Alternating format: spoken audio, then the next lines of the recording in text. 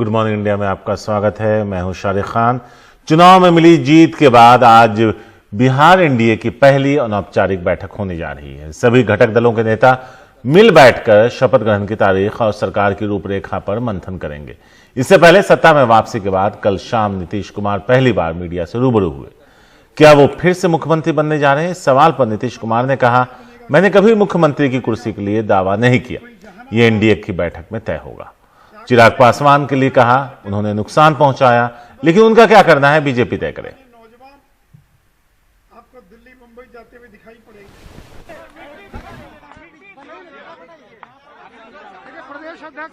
एक बात हम बहुत साफ आपको करते हैं कि भाई कोई मेरी तरफ से आपने देखा है कि कभी हम दावा करते हैं, हम कभी करते हैं, हमने तो काम किया और एनडीए का ये निर्णय होता तो जो एनडीए का निर्णय होगा वही ना मान्य होगा, उसमें क्या करते हैं। लेकिन कोई आप हमसे पूछिएगा कि आपका, तो मेरा कोई क्लेम नहीं, उसके यहाँ कोई कैंडिडेट नहीं है, लेकिन खोज खोज करके खास तौर पर जहां मुख्यतः हम लोगों के क्षेत्र थे वहां पर ऐसे ऐसे लोगों को खड़ा करके वोट को काटा गया है, तो ये तो दिख रहा है। आपके साथ ना होना आपको बहुत नुकसान पहुंचाया और नहीं, इसका हम लोग से क्या मतलब है? और इसके बारे में पूरे तौर पर आकलन करना और क्या करना चाहिए इसका निर्णय लेना, ये तो बिल्कुल बीजेपी का काम है। और मनीष कुमार है हमारे साथ इस बारे में ज्यादा बात करने के लिए। मनीष, अभी हम दिखा रहे थे कि कल नीतीश कुमार ने पहली बार कैमरे पे सामने आकर क्या कहा, बहुत सारे मुद्दों पर उन्होंने अपनी बात रखी, उसका भी विश्लेषण कर दीजिए। और दूसरा, आज की जो अनौपचारिक बैठक है, क्या कुछ उसमें हो सकता है? देखिए, आज की जो अनौपचारिक बैठक है उसमें कब शपथ ग्रहण लेना है, मंत्रिमंडल विस्तार, मंत्रिमंडल का गठन कैसे होना है और किन किन सहयोगियों को कितनी सीटें मिलेंगी, इन सब पर एक अनौपचारिक बातचीत शुरू होगी। जो दरअसल मंत्रिमंडल का स्वरूप क्या होगा, शपथ ग्रहण के बारे में नीतीश कुमार अन्य लोगों की राय के आधार पर अपना फैसला लेंगे और उसके बाद राज्यपाल के पास उसके बाद जो अलग अलग विधायक दल की बैठक कब होगी, एनडीए विधायक दल की बैठक कब होगी, ये सब चीज़ें तय होगी। ये सब छोटी बातें हैं। दूसरी बात है कि मंत्रिमंडल का गठन किस आधार पर, किस फॉर्मूला पे हो, ये तय करेंगे नीतीश कुमार और बीजेपी का जो शीर्ष नेतृत्व है, केंद्रीय गृह मंत्री अमित शाह और बीजेपी के राष्ट्रीय अध्यक्ष जेपी नड्डा। क्योंकि इस बार जो समीकरण है, जो नंबर है, वो बिल्कुल ही उल्टा हो गया है। अभी तक जो अब देखना यह है कि क्या ये बराबरी का मंत्रिमंडल में जगह दी जाती है या जो पहले से फार्मूला चल रहा है कि जिसके ज़्यादा विधायक होते हैं उसके ज़्यादा मंत्री होते हैं, वो फार्मूला ही लागू रहता है। और सबसे बड़ा सवाल होता है कि विधानसभा अध्यक्ष किसके पास जाएगा। हर पार्टी चाहती है, जनता दल यूनाइटेड चाहेगी कि उन्हें मिले, बीजेपी की कोशिश होगी कि इस बार ये कुर्सी, ये गद्दी उनके पाले में आ जाए। दूसरी बात यह है कि आपने पूछा कि नीतीश कुमार ने और क्या क्या कहा। नीतीश कुमार ने साफ किया कि लोजपा के संबंध में जो भी निर्णय है वो अब बीजेपी के शीर्ष नेतृत्व को लेना है। तो अब देखना यह है कि उन्होंने गेंद उनके पाले में डाला है और बीजेपी का शीर्ष नेतृत्व क्या निर्णय लेता है। सारिक मनीष, अगर देखें तो इस बार जब वो मुख्यमंत्री पद की शपथ ले रहे होंगे तो पहले वाले नीतीश कुमार नहीं होंगे, तो चेहरे पर कोई तनाव या इस बात की कोई कसक कि अब उन्हें बीजेपी की ज्यादा सुननी पड़ेगी, नजर आया क्या? देखिए, निश्चित रूप से ये जो चुनाव का परिणाम आया है, बीजेपी आरजेडी तो भले अपने आप को अपनी पीठ थपथपा ले, लेकिन नीतीश कुमार के पास में खुश होने के कोई कारण नहीं है, एक कारण को छोड़कर कि वो बिहार राज्य में 7वीं बार मुख्यमंत्री पद की शपथ लेंगे, लगातार 4थी बार जनादेश उन्हें प्राप्त हुआ है, ये बातें हैं। लेकिन हाँ, जिस प्रकार से उनकी संख्या घटी है, और दूसरी बात यह है कि जो भी चिराग का एक्सपेरिमेंट हुआ वो नीतीश कुमार को भी मालूम है कि वो बीजेपी ने किया।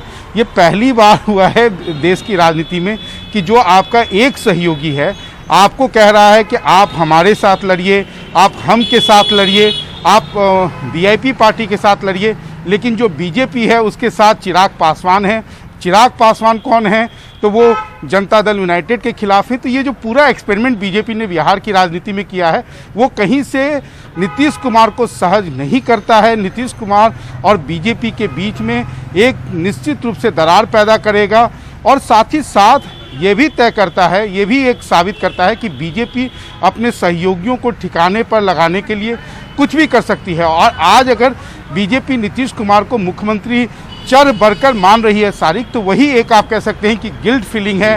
राजनीति, बिहार की राजनीति में जो एक्सपेरिमेंट किया वो कहीं ना कहीं उनका फेल हुआ है। उसके बाद अब उनके पास नीतीश कुमार को नेता मानने के अलावा और कोई दूसरा विकल्प नहीं है। सारिक, बहुत संक्षेप में, चिराग पासवान ने क्या एक परिपक्व नेता के तौर पर अपनी पहचान बनाई, क्योंकि उनके पिता का देहांत हुआ और जिस तरह से उन्होंने जो चाहा, जो अचीव करना चाहते थे, वो अचीव करने में वो कामयाब रहे। देखिए, निश्चित रूप से चिराग पासवान ने एक बात तो साबित कर दिया, वो चाहे बीजेपी के नेता हों या जनता दल यूनाइटेड के नेता हों, कि अगर आप मुझे नज़रअंदाज करेंगे, अगर आप मुझे अपमानित करेंगे, तो देखिए मैं क्या कर सकता हूं। विध्वंसक के रूप में उन्होंने निश्चित रूप से अपनी छाप छोड़ी है।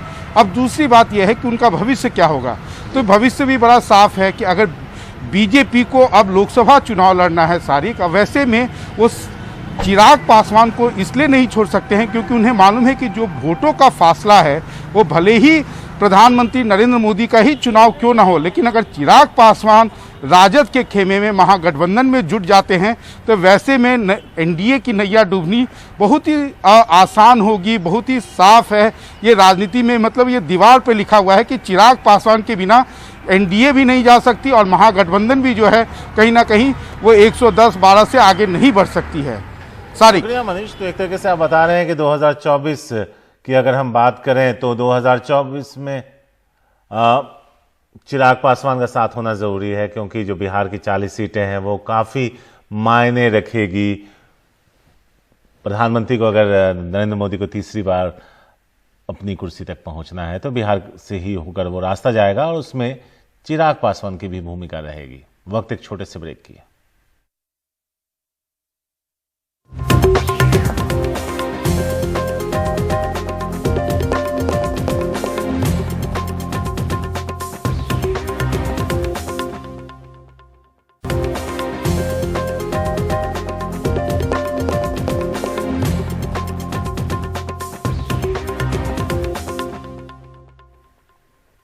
केंद्र सरकार ने सेंट्रल विस्टा पुनर्विकास परियोजना के अंतिम चरण का ऐलान करते हुए कहा कि इसका निर्माण आजादी की 75वीं वर्षगांठ के मौके पर किया जाएगा। परियोजना का अंतिम चरण नव भारत उद्यान होगा, जो राजधानी में पुराने किले के पास यमुना नदी के तट पर विकसित किया जाएगा और राष्ट्रपति भवन से इंडिया गेट तक मौजूद करीब 3 किलोमीटर लंबे सेंट्रल विस्टा का विस्तारित हिस्सा होगा। 20,000 करोड़ के इस प्रोजेक्ट के तहत नए संसद भवन, राष्ट्रपति भवन से लेकर इंडिया गेट तक केंद्र सरकार के कई दफ्तरों का भी निर्माण होगा। केंद्रीय लोक निर्माण विभाग यानी CPWD ने इस मल्टी प्रोजेक्ट के लिए एक डिजाइन प्रतियोगिता का ऐलान किया। साथ ही प्रोजेक्ट की समय सीमा और साइट के स्थान का भी ऐलान किया गया, जिसमें 5 लाख रुपए की विजेता राशि होगी। इस परियोजना को पूरी होने की उम्मीद 15 अगस्त 2022 तक है।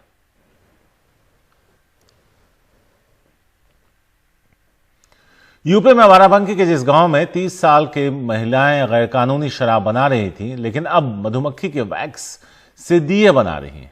यहां के 84 घरों में 32 महिलाएं जहरीली शराब की वजह से विधवा हैं और दर्जनों पुरुषों पर गैरकानूनी शराब बेचने के मुकदमे दर्ज है। लेकिन अब इन्होंने शराब के धंधे से तौबा कर ली है, क्योंकि इनके पुलिस कप्तान ने इन्हें मधुमक्खी पालन से जोड़ दिया है। इस काम में शराब से ज्यादा आमदनी हो रही है। इसके अलावा इन महिलाओं को बुटीक और सैलून चलाने की भी ट्रेनिंग दी जा रही है। हमारे सहयोगी कमाल खान की रिपोर्ट। वे हाथ जो कभी शराब बनाते थे अब दिए गढ़ रहे हैं। पिछले करीब 30 सालों से इस गांव में सिर्फ गैरकानूनी शराब बनाने का काम होता था। दिया बनाने वालों में वे 32 विधवाएं भी हैं जिनके पति घटिया या जहरीली शराब पी के मर गए। सुंदरा के पति की जान भी शराब ने ले ली थी। अब वो इस काम से इतनी खुश हैं कि सबको इसे बनाने की तरकीब बताती हैं। घोल तैयार करती हूँ, जैसे ये दिया बनती हैं ऐसे ही उसका भी घोल बनता है। घोल बना के मैं उसको छानती हूँ। छान के फिर वो जो सांचा है उसमें मैं बत्ती रखती हूँ, फिर घोल डालती हूँ, फिर 10-5 मिनट सूख जाने पे उसको मैं निकाल के रखती हूँ। इस गांव में आए दिन पुलिस की रेड होती, गांव के मर्द पकड़े जाते और जेल जाते, जमानत पे छूट के आते, फिर वही काम करते। पुलिस मर्दों को पकड़ती तो उनकी औरतों से झगड़ा होता। एक रोज एक विधवा औरत ने एसपी से कहा कि उनके पास कोई काम नहीं है, इसलिए शराब बनाते हैं। हमने बोल दिया कि मैं साहब मुझको काम मिल जाए, मुझको कोई धंधा मिल जाए, हम ये काम नहीं करेंगे, हम नहीं करेंगे ये काम। मेरे पास मजबूरी है, मैं गरीब हूँ, बदनसीब हूँ, तो हमको कोई धंधा मिल जाए, हम नहीं करेंगे गंदे काम। तब हमको साहब ने काम दिया। एसपी ने इस गांव में गांव वालों के साथ कई पंचायतें की, उनका भरोसा हासिल किया और उन्हें एक्सपर्ट से मधुमक्खी पालने की ट्रेनिंग दिलवाई। इस कारोबार के लिए बैंक से कर्ज दिलवाया, मधुमक्खी के वैक्स से दिवाली के दिए बनवाए और खुद बिकवाए भी, और उन्हें यह समझाने में कामयाब रहे कि इस काम में इज्जत है और शराब के धंधे से ज्यादा मुनाफा भी। ये बहुत फायदे का धंधा है।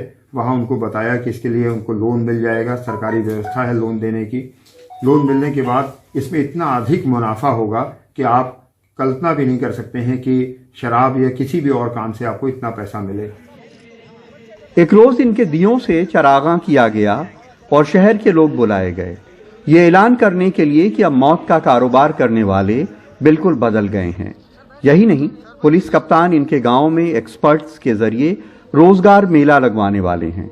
गांव की लड़कियों को बुटीक और सैलून चलाने, लड़कों को मोबाइल रिपेयरिंग की ट्रेनिंग शुरू होने वाली है, ताकि मधुमक्खी पालन के अलावा ये और भी काम कर सकें।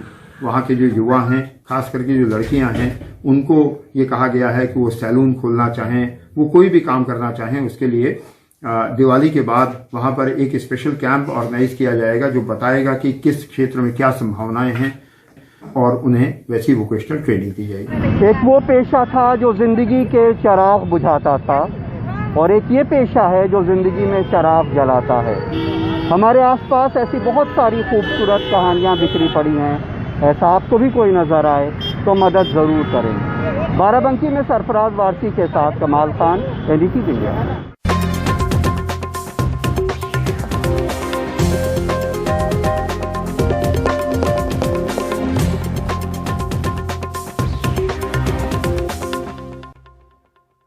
और अब NDTV इंडिया में वक्त है उन 5 खबरों को बताने का जिसमें हम चाहते हैं कि आप NDTV इंडिया के YouTube चैनल पर जाइए और उस पोल में हिस्सा लीजिए और हमें बताइए कि कौन सी खबर आप विस्तार से देखना चाहते हैं। आज की टॉप 5 खबरें। मंदी की चेतावनी के बाद सरकार ने उठाए कई कदम, पहली खबर। नंबर 2 पर JNU कैंपस में विवेकानंद की मूर्ति का हुआ विरोध। नंबर 3 में ओबामा ने अपनी किताब में राहुल को बताया नर्वस नेता। नंबर 4 पर क्रिकेट एयरपोर्ट पर क्यों रोके गए क्रिकेटर कुणाल पांड्या। और नंबर 5,51,000 दियों से जगमग होगी रामनगरी अयोध्या। तो जाइए पोल में हिस्सा लीजिए, हमें बताइए कौन सी खबरें आप विस्तार से देखना चाहते हैं। फिलहाल दीजिए इजाजत, नमस्कार।